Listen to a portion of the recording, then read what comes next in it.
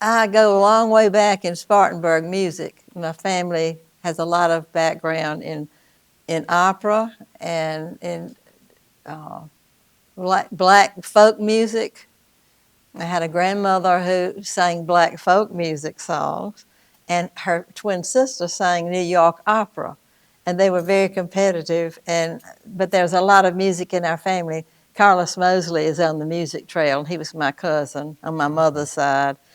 He was president of the New York Philharmonic and started the Music in the Park, in Central Park and places like that. And that's where Linda Ronstadt did Pirates of Penzance. So, I mean, he did a lot of wonderful things for New York. Then he moved back to Spartanburg and did a lot of wonderful things for the Chapman Center and the music community here.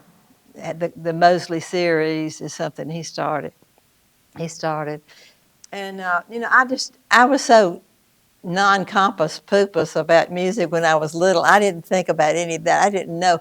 I would hear Mama talking about different things, but it just didn't come to fruition until I got much older and realized I had a great heritage. And so anyway, my high school influence with bluegrass music started with someone the community knows, Dr. Julian Josie, who was a radiologist.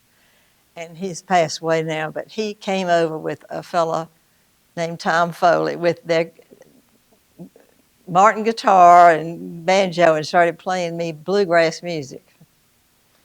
And that's the first I really thought about singing bluegrass. So I got some Stanley Brothers records and Don Reed on Red Smiley and Lester Flatt and Earl Scruggs, and I started singing harmony with those records. And that kind of started me with bluegrass. And then I met John Starling. And so we got married, and he was in medical school at UVA, and I was doing my master's degree in speech pathology at UVA, and met all these wonderful musicians there. And then he went to Vietnam and came back and started the Seldom Seen bluegrass band, very well known in Washington, D.C. And one night he said, I'm going to go downtown to Georgetown and see Emmylou Harris. She's somebody supposed to be really good. So he went downtown and saw Emmylou and brought her home, and I looked out the door, and there they were coming up the steps at like 11 o'clock at night. So we stayed up and sang together until like 3 in the morning. And John at that point was a doctor at Walter Reed Army Medical Center and also played in a bluegrass band. So John brought Emmylou home and we sang and realized we had a great rapport with each other and we sang together a lot. And at some point, Emmy was discovered and went to California to make her own records. And her husband was Brian Ahern, who was a well-known producer, not the old-time movie star that one might think of, but a producer. He did some really well-known people, and he took hold of Emmylou's career.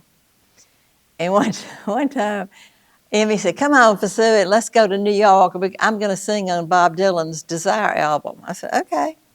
So we drove up there, and Bob Dylan came to the studio door, and Emmy said, hey, Bob, I'm Emmylou, and this is my friend Fayssoux, and she's going to sing harmony. Oh, really? You know, I thought, you're going to tell Bob Dylan I'm going to sing harmony on his record? I don't think that's going to happen. And so Bob just kind of said, hello or something. And that was the end of that. We went in the studio and met all the different people that were on the record. And then Brian thought, okay, let's take this little time to go out of here and leave them alone. So we went to a little rest area, like a green room or something. And he said, Fayssoux, I want you to cut my hair. And I said, oh, Lord. So we sat on the steps at RCA Victor in New York City, and I'm cutting this man's hair. And he had the kind of hair that were like tendrils of curls. And I said, well, I need a brush and a pair of scissors. He said, you can't use a brush. I'll pass out. He was from Nova Scotia, so he had a different accent. You can't do that. So I just pulled a tendril out like this, and I would just clip it, and then pull another one, and then it'd go boing, boing, boing. Anyway, then up the steps went some well-known musicians said, "Hi, Brian," and they said, hello, exchanged hellos and all that kind of thing. And then, so eventually, I was on about 6 or 7 of Emmylou's records, and I sang with Dolly Parton at different things, and Linda Ronstadt came to stay with us with Lowell George, who's Little Feat thing. They stayed at our house for a while. We had a good time playing with people in Washington, D.C. It was kind of a wonderful collection of musicians of all sorts of ilk. And so we enjoyed meeting a lot of bluegrass people. And you may not know all these people, but, Emmylou got a lot of Elvis Presley's band when she first started out. So the people that were famous with Elvis were on Emmy's records on there. You can hear the similarities. It's really neat. And so anyway, I don't know what else you want to know about all that, but I remarried, and a fellow that was into thoroughbred horses, and he decided that he might decide to retire. And by that time, we had a child named Sarah, and we lived in Pennsylvania and Maryland and different places where thoroughbred racing was going on. And I said, well, if you're going to retire, we need to move to Spartanburg and start Sarah in the 6th grade so she won't feel left out of any group. It's nice to start into the next wave of groups so you don't get like lone man out. So we moved to Spartanburg, and we loved being here and had such a good time reuniting with a lot of old friends and people. And I started taking guitar lessons from Randy and from Joe Bennett and different people. And the musical community here is very rich with all sorts of variety. It's not just, there's some opera, there's some bluegrass, there's some black gospel song. I mean, there's all kind of people in Spartan that are excellent musicians. And I was tickled to death to meet James Reese at the induction of the bluegrass track. I didn't know anything about him. And we had a great conversation about how young musicians need to play every note they ever learned. It's like important to them to show how much they can do. But as you get older and wiser about music, you learn to play for the song and play for the production, not for yourself. And so he agreed with me that less is more. And I know during practice, I would see him over there with his trombone, and somebody would be playing on the stage, and he would go, one little note or 2 little notes, and it was just the essence of what he needed to play for it to fit into this song. So I mean, that's something you learn when you get older, to play to the music. And my guitar player that I've been with for 20 years is an excellent person for that. He knows how to fit into any song and bring the essence of a song up and out front.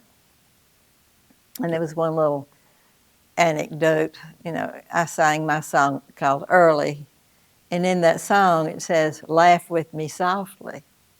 And so, of course, Brandon, being the way he is, he went on the guitar, and it was just perfect.